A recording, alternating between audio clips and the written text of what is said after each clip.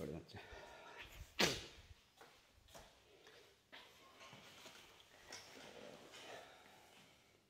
Back pain খুব common.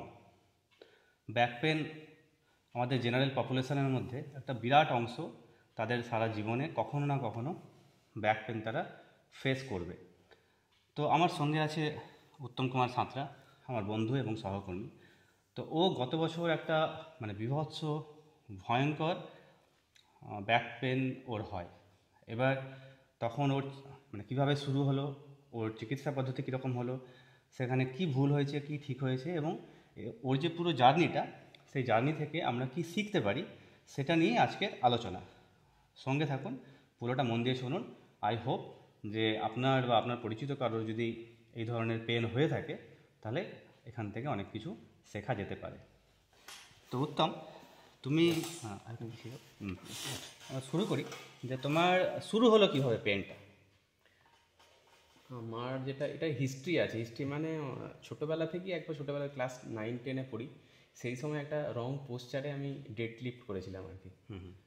আর তখন লেগেছিল, তারপর থেকে ওটা মানে সেই সময়টা বেশ কিছু মানে মোটামুটি 10-15 দিন ব্যথাটা ছিল ভালোই আর কি। আমি ঝুঁকতে গেলে অসুবিধা হয়, একটু পাশে করলে মুড়লে অসুবিধা হয়, সেগুলো হতো। কিন্তু ওটা তখন যেহেতু বয়স অনেক কম ছিল, মানে তখন ওটা হার্ডলি 15 এজ হবে আর কি। তো তখন তাড়াতাড়ি রিকভারি হয়ে গিয়েছিল, ওই 8-10 দিনে কি 15 দিন হবে এক্স্যাক্টলি মনে নেই, কিন্তু এরকম ছিল। তো তারপরে যেটা আমার লং টার্মে একটা হালকা অসুবিধা হতো, যেমন ফ্লোরে বসে খাওয়া বা ফ্লোরে বসে এমনি বসে থাকা, এগুলো অসুবিধা হতো। তাই জন্য আমি প্রেফার করতাম চেয়ারে, মানে ওই ঝুঁকলে বা ওই সময় হয়তো ওখানে প্রেশারটা পড়ে, তার জন্য আমি ওগুলো অ্যাভয়েড করতাম আর কি। তো তারপরে এইভাবে করতে করতে ওটা অনেক একটা টাইম স্প্যানের উপর ডিপেন্ড করে ওটা মোটামুটি আমার কিছু আর হতো না। তো মাঝে যখন এখানে ট্রান্সফার এলাম তখন গরম ছিল প্রচণ্ড। তো যাই হোক, সেই সময় ওই ভলি খেলতে গিয়ে আমি একটু জাম্প করেছিলাম বল নিতে গিয়ে, তো সেইটা ট্রিগার করে আর কি। তো সেই সময় সেটা তো যা হয়েছিল মানে কি বলবো, আনঝেলেবেল আর কি, মানে আমি ওটা নিতেই পারছিলাম না। এবং সেটা যখন হয়েছিল তারপর আস্তে আস্তে আমাকে ফার্স্ট ডক্টরের কাছে যাওয়ার পর উনি ফিজিওথেরাপি সাজেস্ট করলেন, পেন ক্লিয়ার তুমি দিলেন। প্রথমে বোধহয় নর্মাল মানে একজন এমবিবিএস এর কাছে গেছিলে, জেনারেল ফিজিশিয়ানের কাছে গেছিলে নাকি? না, প্রথম এমবিবিএস বলতে আমাদের ওএনজিসির যে ডক্টরের কাছে গেছিলাম। হ্যাঁ। তো উনি বললেন, দেখুন এটা মানে ফিজিওথেরাপি অথবা মেডিসিন আমরা সাজেস্ট করি না নর্মালি, তো তার জন্য আপনার অর্থোপেডিককে সাজেস্ট মানে রেফার করছি আর কি। তো অর্থোপেডিককে রেফার করেছি। তখন উনি আর কি এখানে ওএনজিসি যে ডক্টর, উনি এখানে একটা নিয়ারেস্ট যে টাউন আছে জোরহাট, সেখানে ডক্টর মথুরেন্দ্র বটঠাকুর বলে একজন ডক্টর আছে অর্থোপেডিক। ঠিক আছে, আমরা ডাক্তারের নাম নেব না।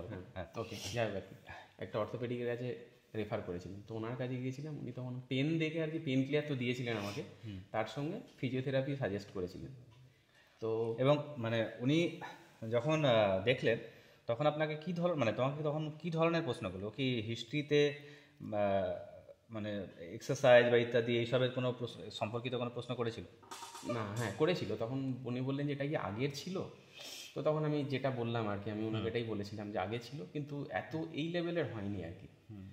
তো এরপরে যেটা হচ্ছে সেটা, এটা তো কখনোই আমার পাস্টে কখনো আমি এই ধরনের এক্সপিরিয়েন্স করিনি আর কি। মানে ব্যাপারটা হচ্ছে যে সেই ছোটবেলার ঘটনাটাকে যদি আমরা করি, একটু সরিয়ে রাখি, সেটা তো 15 বছর বয়সে হয়েছিল, এবং তোমার যখন এই জিনিসটা হয় তখন তোমার প্রায় 38 বছর বয়স। তো মাঝখানে দীর্ঘদিন তোমার কোনো সমস্যা ছিল না। তুমি আমি দেখেছি যে তুমি নিয়মিত খেলাধুলা করতে, তুমি নিয়মিত এক্সারসাইজ করতে, এবং তুমি কোনোদিনই কোনো সমস্যা ফেস করোনি, আমি তোমাকে দেখিনি। এবং আমরা দেখেছি যে তুমি জিমে 150 কেজি অব্দি ডেডলিফট করেছো সেফলি। তোমার সেটা করতে গিয়েও তোমার কোনো পেন বা ইত্যাদি কিছু হয়নি। তো তোমার অ্যাকিউটলি যে শুরু হলো সেটা হলো তোমার ওই ভলিবল খেলতে গিয়ে। ওকে, এবার তারপর তুমি ডাক্তার দেখালে। এবার ডাক্তার তোমাকে পেন মেডিকেশন ইত্যাদি দিলেন, তোমাকে করলেন, এবং তোমাকে ইমেজিং বা ইত্যাদি কিছু দিয়েছিলেন। হ্যাঁ, সিটি স্ক্যান দিয়েছিলেন। সিটি স্ক্যান করা হয়েছিল এলএস স্পাইনের। তো সেটারও রিপোর্ট ওই আর কি, মানে আমার স্লিপ ডিস্কের ব্যাপারটা এলো। তো এবার এটা যে রিজন, ডাক্তার রিজন কি বলেন যে কি কারণে এটা হয়েছে? সেটা বললে অনেক সময় কী হয়, আমাদের এটা বেসিক্যালি মানে এমন নট নেসেসারিলি যে আপনি ওই বেশি ওয়েট তুলতে যাবেন তবেই আপনার এই ধরনের রোগ হতে পারে আর কি। উনি বললেন বেসিক্যালি আমাদের ওই কোমর থেকে মোড়ার সময় আর কি কোনো কম ওয়েট তুলতে গিয়েও আমরা তো রং পোস্চার করলাম, আমরা হাঁটু মুড়লাম না বা কিছু একটা, মানে যেটা খুব সচেতনতার সাথে করতে হয় সেটা আমরা খুব ক্যাজুয়ালি করি। অনেক সময় তো হালকা একটা কিছু প্লেট পড়ে আছে, সেটাও তুলতে গেলাম, ওই কোমর থেকে হট করে মুড়ে তুলতে গেলাম আর কি, আমরা নি ফোল্ড করলাম না। তো এই ধরনের পোস্টারগুলো লেগে যেতে পারে যে কারো আর কি। আর যেহেতু আপনার হিস্ট্রি ছিল বা না থাকুক এটার উপর ডিপেন্ড হয়তো করে না, কিন্তু ওই ধরনের ওই পোস্টারে আর কি, বেসিক্যালি পোস্টার বেসড আর কি এই ধরনের যে স্ট্রাইকগুলো হয় আর কি, একই যে কী বলবো মানে ইনসিডেন্টগুলো হয় আর কি। তো সেগুলো ওই পোস্টার ডিপেন্ডেন্টই আর কি। তো আমার ওই কোনো রকম হয়েছে, তখন আমি ওই জাম্প করেছিলাম, সেটা আমি বলেছি। তো সেই জাম্প করার ফলে হয়তো যখন ল্যান্ড করি সেই সময় ঠিকঠাক প্রপার পোস্টারের সাথে ল্যান্ড করা হয়নি, যেটা হয় আর কি। খেলতে গিয়ে তো অত মাথায় রেখে করা যায় না, জিম করলে যেগুলো আমি অ্যাটেন্টিভলি করতে পারবো, খেলার সময় ওগুলো তো হয় না। তো সেটার থেকেই হয়েছে বেসিক্যালি। তারপরে যেটা ওনার সাজেশন ছিল যে ফিজিওথেরাপি নিয়ে, আর এটার মেন তারপরে আমি রিকভারি করতে আমার টাইম লেগেছিল প্রায় 2-2.5 মাস। কিন্তু এখানটা থেকে আমি যেটা লার্ন করেছি, ফেডিকেশনটা মানে মনে হয় সেকেন্ডারি। আমার যেটা মেন আমার জন্য কাজে লেগেছে, এবং অনেকের দেখেছি আর কি, মানে শুনেছি হিস্ট্রি সব এটা ওটা ইউটিউব আর এগুলো থেকে দেখে, মেন হচ্ছে অ্যাডিকুয়েট অ্যামাউন্ট অফ রেস্ট, মানে এটার মেডিসিন হচ্ছে ওটাই। মানে আর আমার জন্য যা হয়েছিল, আমি তো প্রায় 1 মাসেরও বেশি বেড রেস্ট ছিলাম, মানে তখন কিছুই করতে পারছিলাম না, মানে কোনো রকম মুভমেন্ট না, পার্টিকুলার একটা পোস্টারই মানে আমায় শুয়ে থাকতে হতো 24 আওয়ার্স, আমি কিছুই করতে পারতাম না। তো তখন তো আমার মনেই হতো যে এটা আর সারবে না হয়তো, কারণ এই লেভেল থেকে আমার রিকভারি হয়ে আমি আবার খেলবো, জিমে আসবো, এটা তো আমি ভাবতেই পারি আনইমাজিনেবল। তখন তো ভাবতে পারছি না। প্রথমে একটু যদি স্টেপ বাই স্টেপ দেখি, যে যখন প্রথমে ডাক্তারের কাছে যাওয়া হলো, তখন ডাক্তার প্রথমেই বললেন ইমেজিং করতে। এক্স্যাক্টলি, ইমেজিং করতে। এবার এখানে কিছু বিষয় দেখার আছে। সেটা হচ্ছে যে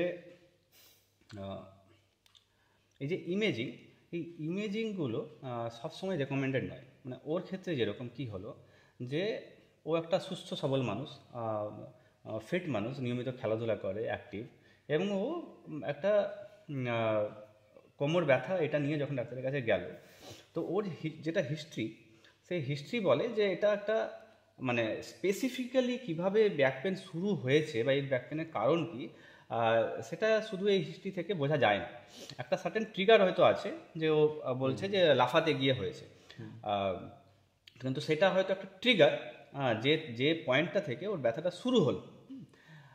কিন্তু এই যে ইমেজিংয়ের যে ব্যাপারটা, মানে যে ছবি তোলা, যে আমরা এক্স রে করবো, এমআরআই করবো বা সিটি স্ক্যান করবো, এইগুলো খুব কমন। আমরা যদি ডাক্তারের কাছে যাই এই ধরনের ব্যথা নিয়ে, তো তখনই আমাদেরকে প্রথমেই বলা হয় যে এই ইমেজিং করো।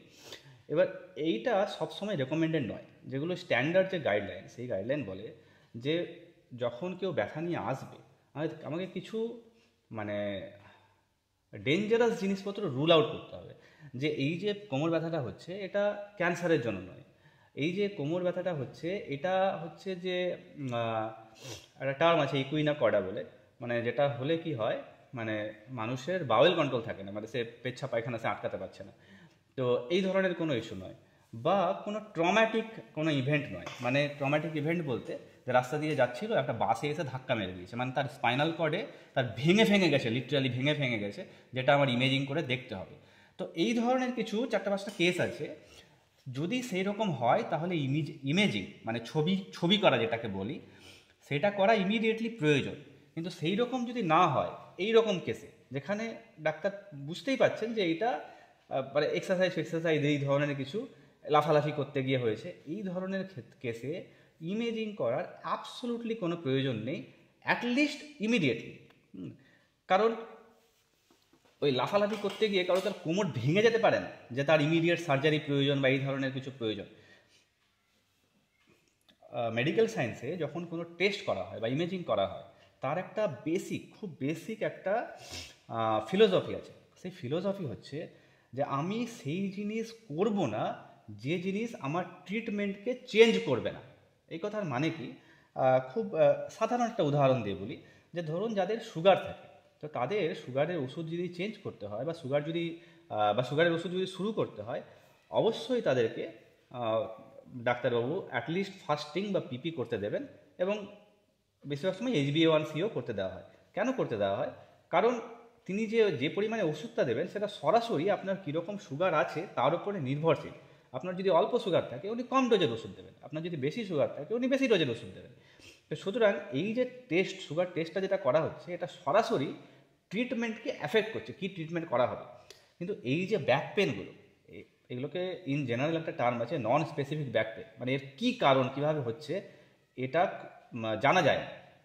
তো এই নন স্পেসিফিক ব্যাক পেনের ক্ষেত্রে আপনার ব্যাক পেনের কারণ যাই হোক, আপনার ট্রিটমেন্ট সেম।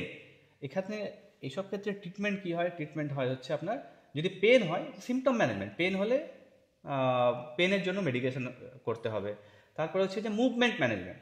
তো মুভমেন্ট ম্যানেজমেন্ট বলতে যে কার কী মুভমেন্ট রেস্ট্রিকশন হচ্ছে, সে কী করতে পারছে না, যেগুলো করতে পারছে না সেগুলোকে সে অ্যাভয়েড করবে। তার যদি ঝুঁকতে সামনে ঝুঁকতে যদি তার অসুবিধা হয়, তাহলে সে সামনে ঝোঁকাটাকে সেই মুহূর্তে এড়িয়ে চলবে।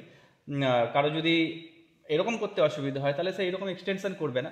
এরকমভাবে মুভমেন্ট ম্যানেজমেন্ট করতে লাগবে। এবং as much as possible control exercise, হ্যাঁ, যেটা ফিজিওথেরাপিস্ট এবং ডাক্তার দুজনের কনসালটেশনের মাধ্যমে একজন পেশেন্ট সে ডিটারমাইন করবে যে সে কী ধরনের এক্সারসাইজ করবে বা করবে না।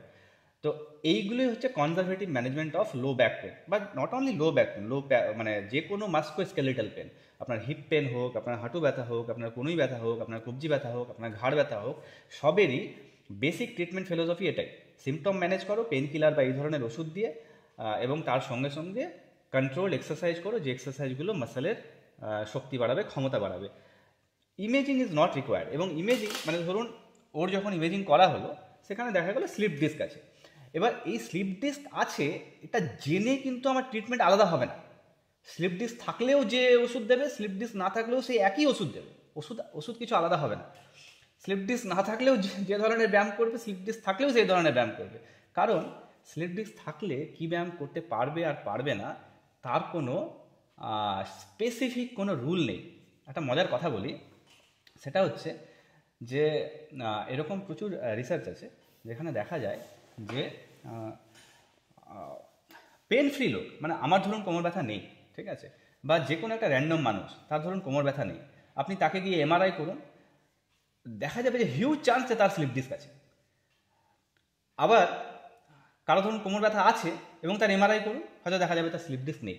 সুতরাং স্লিপ ডিস্ক থাকলেই ব্যথা হবে, বা ব্যথা আছে আর আমরা ইমেজ করে পেলাম স্লিপ ডিস্ক, তার মানে স্লিপ ডিস্ক আছে এই জন্য তার ব্যথা হচ্ছে, এইগুলো এরকমটা নয়। তো সুতরাং ইমেজিং যে করাটা, কোথাও একটা ব্যথা হচ্ছে, আমি গিয়ে মানে ডাক্তার সঙ্গে সঙ্গে ইমিডিয়েটলি বলো তুমি ইমেজিং করো, এইটা this is not the right thing to do. এবং ইমেজিংয়ের সমস্যাটা কোথায়, একটা তো বললাম যে এটা ট্রিটমেন্টকে গাইড করে না, ইমেজিং করেও যা না করেও তা, ট্রিটমেন্ট একই।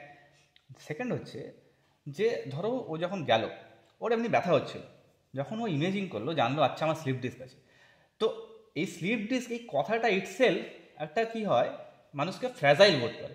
তুমি যখন জানলে যে এই তোমার স্লিপ ডিস্ক আছে, তো তখন মানে, এবং তোমার তার সঙ্গে যখন ওরকম এক্সট্রিম ব্যথা হচ্ছিল, তো তোমার কী ধরনের ফিলিং হচ্ছিল সেই সময়? কী ধরনের ফিলিং বলতে, অ্যাট ওয়ান মোমেন্ট তো আমার মনে হচ্ছিল যে ওখানে যে জায়গাটা আমার পেন দিচ্ছে আর কি, ওই সায়াটিকা নার্ভের উপর যে প্রেস হচ্ছে, তার জন্য আমি পেনটা ফিল করছি। তো মনে হচ্ছিল নার্ভটাকে বের করে দিই যাতে করে আমি পেনটা থেকে বাঁচি আর কি। তো এটা তো পেনের ফিলিং, এবং তোমার মানে ভবিষ্যতের ব্যাপারে মানে সেই ব্যাপারটাই তোমার কীরকম ভয় হচ্ছিল, বা ঠিক হওয়ার ব্যাপারে সেইটা কি মনে হচ্ছে? সেটা তো মানে ট্রিমেন্ডাস একটা ভয় ছিল, মানে শুধু আমি নয়, পুরো ফ্যামিলি আর কি। মানে কাল পর্যন্ত আমি হেসে খেলে লাফিয়ে খেলে বেড়াচ্ছি, তারপরের দিনই মানে আজ থেকে বেডে পড়লাম, এবং আমি এটা লম্বা চলছে। আর এমন নয় যে আমি রেস্ট নিচ্ছি না অথবা মেডিকেশান চলছে না, কোনোটাই না, মানে দুটোই সমানে চলে যাচ্ছে। ইভেন এমন হয়েছে অ্যাম্বুলেন্সে করে তুলে নিয়ে গিয়ে হসপিটাল নিয়ে যাওয়া হচ্ছে, সেখানে ওনারা যা মেডিকেশান করার মানে 2-3টে পেন ক্লিয়ার এটা ওটা মেডিসিন দিচ্ছেন। তো মেডিকেশানও প্রপার হচ্ছে, এবং আমার রেস্ট যেটা বলেছে আমি তার থেকে হয়তো বেশিই নিচ্ছি, কারণ আমি কিছু পারছিলাম না আর কি। লিটারালি তুমি মানে উঠে বাথরুম অবধি যেতে পারছি না। মানে আমার এমন হয়েছে যে 4-5 দিন স্নান করতে পারছি না, কারণ বাথরুমে যেতে আমি হয় দাঁড়াতে হবে না বসতে হবে, তো কোনোটাই আমি পারছি না। তার জন্য একটা প্লাস্টিকের স্টুল কিনে আমি বাথরুমে স্নান করার ব্যবস্থা করলাম। একদিন গিয়ে প্রায় 5-6 দিন পরে ট্রাই করলাম যে স্টুলে বসে আমি স্নান করবো, তো সেখানেও বসে এত পেনটা বেড়ে গেল যে কাঁদতে কাঁদতে আবার বাথরুম থেকে ধরে ধরে নিয়ে আসবে, মানে এই লেভেলের পেনও হচ্ছিল আর কি। তো এই পেনের পরে এর ফিউচারটা কি হতে পারে সেটা মানে সবারই একটা ঠিক আছে, মানে খুব ঘাবড়ে গেছিল আর কি। কারণ নলেজ থাকুক বা নাই থাকুক ওই সময় তো ওটা বিলিভ করা খুব টাফ, যে নলেজ থাকলেও ওটা ডক্টর হলো ওরাও হয়তো ডক্টরবাবু হয়তো ভয় খাবেন, জানেন হয়তো যে আমার কিছু হবে না, কয়েকদিন পর ঠিক হয়ে যাবে, কিন্তু ওই মুহূর্তে ওটা মানে অত পজিটিভ ভাবাটাও মুশকিল হয়ে যাচ্ছিল আর কি। এবং তখন এটাও মনে হচ্ছিল যে লোকজন যে সুইসাইড করে আর কি, মানে একটা পয়েন্টে এটাও মনে হচ্ছিল যে সুইসাইড করে তারা মেন্টাল অত ফিজিক্যাল কোন পেনটা এত বেশি হয়ে গেলে লোক সুইসাইড করে নেয়, কিন্তু আমার তখন ওটা আমার কাছে খুব সিম্পল ক্যালকুলেশন মনে হচ্ছিল, এই পেন হলে লোক মানে বেঁচে থাকার থেকে সুইসাইড অনেক বেটার আর কি। কিন্তু ওটা থেকে রিকভারি করতেই হবে, কারণ আমার যেটা সাজেশন বাই মানে ধৈর্য ধরতে হবে আর কি, মানে একটি কি বলে রেস্টটাকে আপনি যত পারেন নেবেন আর কি, কারো যদি না হতেই পারে, কারণ এগুলো অনেক এই হিস্ট্রি যদি দেখা হয় প্রচুর লোকের হচ্ছে, প্রচুর লোকের হচ্ছে। বেস্ট হচ্ছে। তো সেই সময় তুমি একটা তখন বলেছিল আমার মনে আছে, যে ডাক্তার তখন কি বলেছিলেন যে 10 দিন ওষুধ, 10 দিনের ওষুধ দিচ্ছি, সেটা না হলে কি বলেছিলেন সেটা? হ্যাঁ, 10 দিন ওষুধ দিচ্ছি না হলে, এবং আমি এটা একটা অ্যাপেলো একটা ডক্টরের সাথে কনসাল্ট করেছিলাম, তো উনি বলেছিলেন যে এটা এই মানে মেডিসিন উনি যে অন্য তার আগে যে ডক্টরকে দেখেছিলেন আমাকে, উনিও যা দিয়েছিলেন অলমোস্ট ওটাই, ওই জেনারিক কিছু একটা চেঞ্জ করে উনি দেবেন আর কি দিয়েছিলেন। তো বললেন না হলে অপারেশনও করতে হতে পারে আর কি, মানে এই লেভেলেও বলেছে। এবং অপারেশন করতে হবে তখন আমার যে সমস্ত নোন ডক্টর আছে আর কি ফ্যামিলির সাথে অ্যাটাচ, তো ওনাদের সাথে কথা বলেছি, তো ওনারা প্রত্যেকে বলছে না স্পাইনের ব্যাপার তো অপারেশনটা তো একদম লাস্ট আর কি, তো বেটার না যাওয়াই। তার জন্য যেটা করতে হবে তুমি রেস্ট নাও ভালো করে আর কি, তো রেস্ট নাও, দেখবে ঠিক আছে 10 দিন হচ্ছে না, একদিনে 20 দিনে ছাড়ছে না, 1 মাস 1.5 মাসে সেরেই যাবে আর কি। তো ওগুলো একটা পজিটিভ ব্যাপার যে ঠিক আছে বলছে বা পজিটিভ। তো এবার এইটাও একটা গুরুত্বপূর্ণ বিষয়, মানে ও প্রথম মানে এখানে যে অর্থোপেডিককে দেখানো হয়েছিল, যিনি আর কি ওই ইমেজিং সাজেস্ট করেছিলেন, তো উনি বলেছিলেন যে 10 দিনের ওষুধ দিচ্ছি, এতে যদি না ঠিক হয় তাহলে আমাদেরকে সার্জারির কথা ভাবতে হবে। মানে this is horrible thing to say, horrible thing to say, মানে এটা সায়েন্টিফিক্যালি তো ভুল বটেই, এবং মানে মানে কি বলবো, মানে সব দিক থেকেই ভুল। মানে একটা পেশেন্ট সে এসছে পেন নিয়ে, এবং তাকে একজন চিকিৎসকের তাকে একটা হচ্ছে সঠিকভাবে গাইড করা দরকার, এবং তার সঙ্গে সঙ্গে একজন চিকিৎসকের কাজ হচ্ছে মানুষকে হোপ দেওয়া, আশা দেওয়া, যে yes it will be okay, you will be fine, আমরা সব রকমভাবে দেখবো, আমরা মোস্ট সায়েন্টিফিক ট্রিটমেন্ট করবো, and you will be okay. কিন্তু সেটা না করে তাকে বলছে যে আমি 10 দিনের ওষুধ দিচ্ছি, 10 দিনে সারলো তো ভালো, নইলে সার্জারি করতে হবে। তো এবার এটা কেন সায়েন্টিফিক্যালি ভুল? তার কারণ হচ্ছে যে এই যে ধরুন আমরা ব্যাক পেন বলি, বা এই যে কোনো মাস্কুলোস্কেলেটাল পেন, হাঁটু ব্যথা হতে পারে, কনুই ব্যথা হতে পারে, ঘাড়ে ব্যথা হতে পারে, এগুলো সবের না একটা ন্যাচারাল হিস্ট্রি বলে একটা কথা আছে, যে একটা রোগ মানে এই জিনিসগুলো এগুলো যখন শুরু হওয়ার পরে মোটামুটি কতদিন লাগে শেষ হতে, বা কতদিন পরে রোগী ভালো হয়। তো দেখা যায় যে এই যে কোমর ব্যথা বা এগুলো ন্যাচারাল হিস্ট্রি বেশ লং হতে পারে। মানে যখন ধরুন শুরু হলো, এবার শুরু হয়ে এগুলো কয়েক মাস অবধি ভোগাতে পারে, কারো ক্ষেত্রে বছর অবধি ভোগাতে পারে, কিন্তু ধীরে ধীরে ইভেনচুয়ালি এই জিনিসগুলো বেশিরভাগ মানুষের মধ্যেই এগুলো ঠিক হয়ে যায়। বেশিরভাগ মানুষেরই অ্যাকচুয়ালি সার্জারি অবধি যাওয়ার কোনো প্রয়োজন পড়ে না।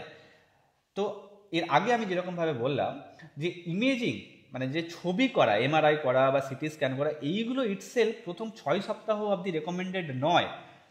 তো 6 সপ্তাহ তো প্রথমে অ্যাট দ্য ভেরি লিস্ট ছবিই করা যাবে না, ফরগেট সার্জারি, ছবি করারই কথা নয়।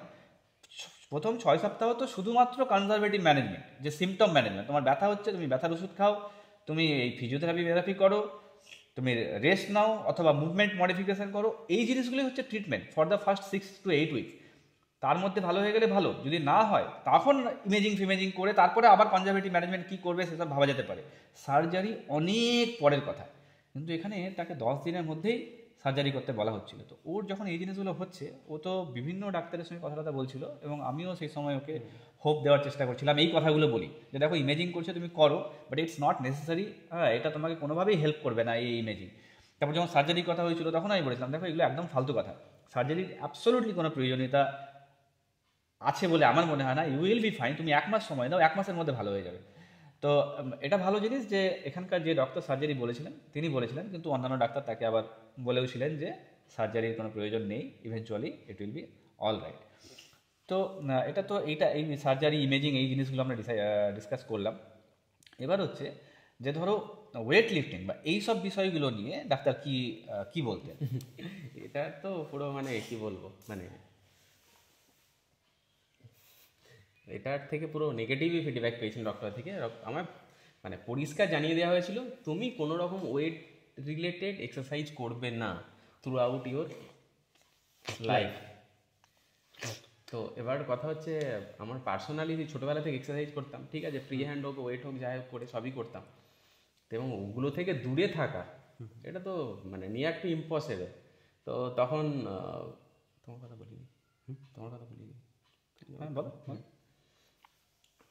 মানে যখন এই ধরনের গাইড পাই ডক্টরের থেকে যে তোমার এক্সারসাইজ করা মানে তুমি ফ্রি হ্যান্ড করো, হালকা কিছু করো, মানে খেলা যেগুলো তোমার ওখানে চাপ পড়তে পারে সেইগুলো, যেমন ফুটবল, ক্রিকেটও বলতে পারো, বল করতে গেলে হয় আর কি, যেগুলো তোমার কোমরে চাপ পড়বে সেই ধরনের এক্সারসাইজগুলো করবে না। আর ওয়েট লিফটিং বা ওয়েট রিলেটেড কোনো রকম এক্সারসাইজ তুমি করবে না ফিউচারে। তো এবার এটা শোনাটা মানে মানে শুনে মানাটা আমার পক্ষে সম্ভব না। এবং আমার পার্সোনালি তো ইন্টারেস্ট ছিলই যে আমি এক্সারসাইজ করবো ফিউচারে, কারণ আমাকে আলটিমেটলি ফিট থাকতে হবে। তখন মনিরুজ্জামানের সাথে, মনি বলি আর কি, তখন মনি আর কি অনেক পজিটিভ আর কি হেল্প করে, আরে ওসব কথা ছাড়ো, ঠিক আছে, সব কথা তো আর শুনলে হবে না। তো তুমি, ও বেসিক্যালি আমাকে একটা সাজেস্টও করেছিলেন এবং একজনকে ফলো করতে বলেছিলেন, কী নামটা ছিল, ইথ্রিডিয়াম। তো উনিও বেসিক্যালি আমার মতো বা আমার থেকে বেশি লেভেলে ওই পেনটা থেকে সার্ভাইভ করে করেছেন আর কি, উঠেছেন। তো ওনার ভিডিও কিছু দেখেছিলাম, মানে কীভাবে আস্তে আস্তে ব্যাপারগুলোকে নিউট্রালাইজ করলে এবং তারপর থেকে আরও স্ট্রং হয়ে গেল। তো সেইভাবে ধীরে ধীরে আমি প্রথমে এক্সারসাইজ করতাম, ফ্রি হ্যান্ডই করতাম, পুল আপ পুশ আপ হ্যানা ত্যানা এইসবগুলো, বাইসেপসের হালকা কাল করতাম। তো হালকা ওয়েট শুরু করলাম, প্রায় 40-50 কেজি থেকে আমরা সেই জিনিসগুলোতে আসবো, আসবো।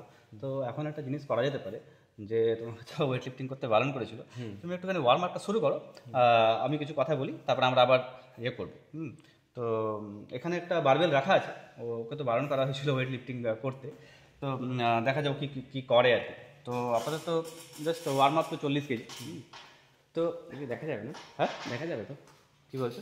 দেখা যাবে, বারবেল দেখা যাবে, হ্যাঁ বারবেলটা হয়তো দেখা যাবে না, কিন্তু তোমাকে তো দেখা যাচ্ছে আর কি।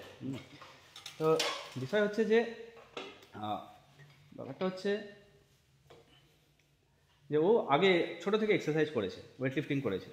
এবার ওয়েট লিফটিং কি হার্মফুল বা ওয়েট লিফটিং করলে কি এইসব স্লিপ ডিস্ক বা এইসব কিছু হয়? That is actually not true. Slip disc কেন হয়, কীভাবে হয়, এইগুলোর বেশিরভাগ ক্ষেত্রেই আচ্ছা জানা যায় না যে কীভাবে হয় বা কী এক্স্যাক্টলি কী কারণে হয়। বেশিরভাগ মানুষকে জিজ্ঞাসা করলে তারা বলতেও পারে না যে এক্স্যাক্টলি কোন সময়ে তাদের স্লিপ মানে কোন ইভেন্ট থেকে ওই জিনিসগুলো হয়েছে, এগুলোও তারা বলতে পারে না। এবং এর কোনো সায়েন্টিফিক প্রমাণও নেই যে ওয়েট লিফটিং করলে স্লিপ ডিস্কের চান্স বাড়ে। আমরা যদি এমনি দেখি যে মানে রিসার্চ ডেটা দেখি যে কাদের মধ্যে স্লিপ ডিস্কের বেশি হয়, ইভেন্ট বেশি হয়, যে যারা এক্সারসাইজ করে ওয়েট লিফটিং করে তাদের মধ্যে নাকি যারা করে না তাদের মধ্যে। তো সেখান থেকে এরকম কোনো ইন্ডিকেশন পাওয়া যায় না যে ওয়েট লিফটিং করলে স্লিপ ডিস্ক হওয়ার সম্ভাবনা বেশি থাকে। অন দ্য কন্ট্রারি, যারা ওয়েট লিফটিং করে, যারা ব্যায়াম করে, তাদের মাসলস স্ট্রং হয়, তাদের হাড়গুলো স্ট্রং হয় এবং তারা ইনজুরি থেকে বেশি বেঁচে থাকে, তাদের ইনজুরি হওয়ার চান্সেস কম থাকে। মানে তার মানে এই না যে এক্সারসাইজ করলে ইনজুরি হতে পারে না বা এক্সারসাইজ করলে ইনজুরি হয় না। এই জিম টিম থেকে তো প্রচুর ইনজুরি হয়, কিন্তু ব্যাপারগুলো ওইরকমভাবে দেখলে আমাদেরকে হবে না। আমাদেরকে দেখতে হবে কীরকমভাবে, হোলিস্টিক্যালি।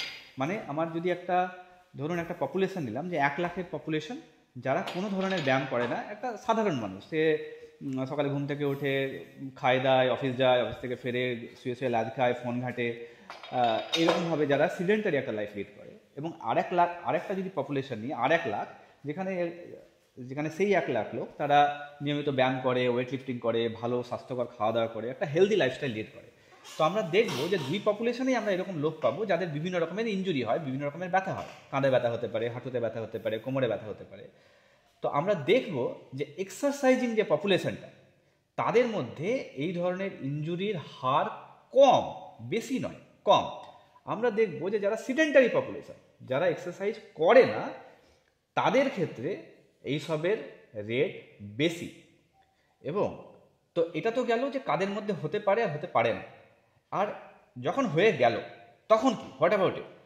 এবার ব্যাপারটা হচ্ছে যে বিভিন্ন যে গাইডলাইন্সগুলো, যে আন্তর্জাতিক যে বিভিন্ন সংস্থাগুলো আছে, অর্থোপেডিক সংস্থা আছে, ফিজিওথেরাপি সংস্থা আছে, তাদের গাইডলাইন্সগুলো বলুন বা মানে প্র্যাকটিক্যাল অভিজ্ঞতাগুলো বলুন, সেইটা আমাদেরকে বলে আমাদেরকে যে এস্টাবলিশড নলেজ বেস, এগুলো কোনো র্যান্ডম কথাবার্তা নয়। এটা হচ্ছে যে আপনার মানে আবার রিপিট করছি আর কি, যে যারা বিভিন্ন যে আন্তর্জাতিক সংস্থাগুলো যারা গাইডলাইন্স বানায়, যে গাইডলাইন্সগুলো দেখে অ্যাকচুয়ালি ডাক্তার বা ফিজিওথেরাপিস্টরা যারা মানে আপডেটেড থাকে, সেই গাইডলাইন্সগুলো বলে যে exercising is very very very important for recovery.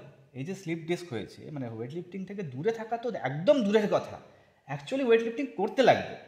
এবার সরি, এটা আমি একটু ভুল বললাম, মানে এক্সারসাইজ করতে হবে। এবার এই এক্সারসাইজটা কীরকম হবে, এক্সারসাইজটা গ্রেডেড হবে। হ্যাঁ, মানে ধরুন একটা একদম সিডেন্টারি পার্সন ছিল, তার ওরকম কোমরে ব্যথা হয়েছে, স্লিপ ডিস্ক হয়েছে, তাকে আমরা ডেফিনেটলি বলবো না যে তুমি এসো এবং এখানে এসে ডেডলিফট শুরু করো, ডেফিনেটলি নয়। কারণ তার বডির সেই ক্যাপাবিলিটি কোনো দিনই ছিল না, এখন সে ইনজিওর্ড, তাকে তো এইরকম করতে বলার কোনো মানেই হয় না। তাকে আমরা কি বলবো, তাকে হয়তো আমরা বলবো যে ঠিক আছে তুমি কি একটু হাঁটতে পারবে, তুমি একটু হাঁটা চলা শুরু করো, তুমি কি একটুখানি এরকম বডি ওয়েট স্কোয়াট করতে পারবে, তুমি সেইটা করো, মানে তুমি মিনিমাল কি করতে পারো। তো এইরকমভাবে আমাদেরকে একটা ইন্ডিভিজুয়ালকে দেখতে হবে, আমার সামনে কোন ইন্ডিভিজুয়ালটা আছে, তার হিস্ট্রি কী, তার ক্যাপাবিলিটি কী, সেই হিস্ট্রি এবং ক্যাপাবিলিটির ওপর নির্ভর করে আমাদেরকে তাকে সাজেস্ট করতে হবে এক্সারসাইজ। কিন্তু এক্সারসাইজ ডেফিনেটলি সাজেস্ট করতে হবে, এক্সারসাইজ করতেই হবে। এক্সারসাইজ রিকভারিকে ত্বরান্বিত করে, ফাস্টার করে। যে সময় ব্যথা হয়েছে, এমনকি সেই সময় যেমন ওর ক্ষেত্রে এক্সট্রিম হয়েছিল, মানে এতটা এক্সট্রিম ও লিটারেলি মানে নড়তে অবধি পারছিল না, সেই সময় এক্সারসাইজ করাটা মিনিংলেস। সেই সময় তো ও যে বারবার রেস্টের কথা বলছে, সেই রেস্টটা নিতে লাগবে, কিন্তু সেই রেস্টও একটা লিমিট অবধি, মানে যখন মানে যে পরিমাণে মুভমেন্ট পসিবল সেই পরিমাণে মুভমেন্ট করতে হবে। তো ও যখন ইভেনচুয়ালি ধরুন তোমার সেই এক্সট্রিম যে পেনটা, সেটা কতদিন ছিল আমার যতদূর মনে পড়ে, সেই সময় আচ্ছা তুমি বলো কতদিন ছিল? 1 month, 1 month মতো, 1 month 2-3 days, হ্যাঁ 1 month ওইরকম। 1 month। তো দেখুন, মানে যে সময় একটা মানুষ পেন ফিল করছে, সেই সময়ের 1 মাসটা বিরাট বড় মনে হবে এটা একটা এক্স্যাক্টলি মানে আনএন্ডিং প্রসেস, মনে হচ্ছে কবে ঠিক হবে কবে ঠিক হবে। কিন্তু এই সময়ের পর থেকে, হ্যাঁ, এবার কারো সেটা 1 মাস হতে পারে, কারো সেটা 1 সপ্তাহ হতে পারে, কারো সেটা 4 মাস 5 মাস আরও বেশি হতে পারে, কিন্তু ইভেনচুয়ালি বেশিরভাগ ক্ষেত্রে এগুলো ধীরে ধীরে ধীরে ধীরে রিকভারি হয়। এবং যে সময় অ্যাজ উই আর রিকভারিং, আমাদেরকে ধীরে ধীরে ধীরে ধীরে এক্সারসাইজেসগুলো আমাদের ক্যাপাসিটির মধ্যে বাড়াতে হবে। তো ডাক্তার ওকে বলেছিল যে ওয়েট ফেট থেকে দূরে থাকতে হবে, আর আমি ওকে ঠিক উল্টো বলেছিলাম। আমি বলেছিলাম দেখো তুমি আগে ডেডলিফট করতে, তো তোমাকে আমি 1 বছরের মধ্যে তোমাকে আমি 100 কিলো ডেডলিফট করাবো। 100 কিলো, মাইন্ডেড, একটা মানুষ যা স্লিপ ডিস্ক হয়েছে 1 বছর আগে, এটা 1 বছর আগেরই ঘটনা। দিয়ে তারপর আমরা যখন এই ওর সেই অ্যাকিউট যে ফেজটা, যে সুপার পেনফুল ফেজটা যখন কেটে গেল, তারপর থেকে আমরা ধীরে ধীরে আবার এক্সারসাইজ শুরু করলাম, আবার জিম আসা শুরু করলাম। তো এখন তো পুরো বারবেল নিয়ে করছে। প্রথম দিকটায় কী করাচ্ছিলাম, আর ওই খালি খালি বারবেলটা নিয়েছো,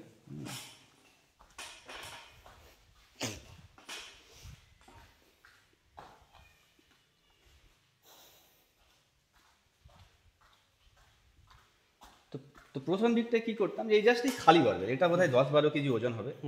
এবার এইটা নিয়ে বলতাম জাস্ট সামনের দিকে ঝোঁকো, মানে যে জিনিসটা করতে ডাক্তার বারণ করেছিলেন এক্স্যাক্টলি সেই জিনিসটাই ওকে করতে মানে করাচ্ছিলাম। কেন করাচ্ছিলাম, কারণ এটাই করতে লাগবে, যে ধীরে ধীরে ধীরে ধীরে স্ট্রেংথ বিল্ড করতে হবে, নট ইন ওয়ান ডে। ওর সেই হিস্ট্রি ছিল, ক্যাপাসিটি ছিল, তাই ওকে হয়তো 10 কেজি দিয়ে করছিলাম। কিন্তু যার সেই হিস্ট্রি নেই তাকে হয়তো আমরা বারবেলও দেবো না, তাকে জাস্ট বলবো যে ঠিক আছে তুমি কি এইটুকু ঝুঁকতে পারবে, তুমি এইটুকু ঝোঁকো। বাট ইভেনচুয়ালি ধীরে ধীরে ধীরে ধীরে বিভিন্নভাবে স্ট্রেংথ বিল্ড করতে হবে। তো এইরকম করে করে এখন প্রায় 1 বছর হয়ে গেছে, ওর ব্যাক পেন নেই এবং ও নিয়মিত এক্সারসাইজ করে, ডেড লিফটও করে। ও একটুখানি ওয়ার্ম আপ করেছে, 40 কেজি দিয়ে করেছে, 70 কেজি দিয়ে, মানে সরি 40 যখন লাগানো ছিল অ্যাকচুয়ালি 60, বারটার ওজন 20 কেজি, এই মুহূর্তে 90 কেজি লাগানো আছে। এবং ও এবার 100 লাগিয়ে দিয়েছে, আচ্ছা 100 লাগিয়ে দিয়েছে, তো ও এবার 100 কেজি লাগিয়ে দিয়েছে। এবং আমরা দেখব যে ও 100 কেজি দিয়ে কীরকম কমফর্টেবলি ও করছে।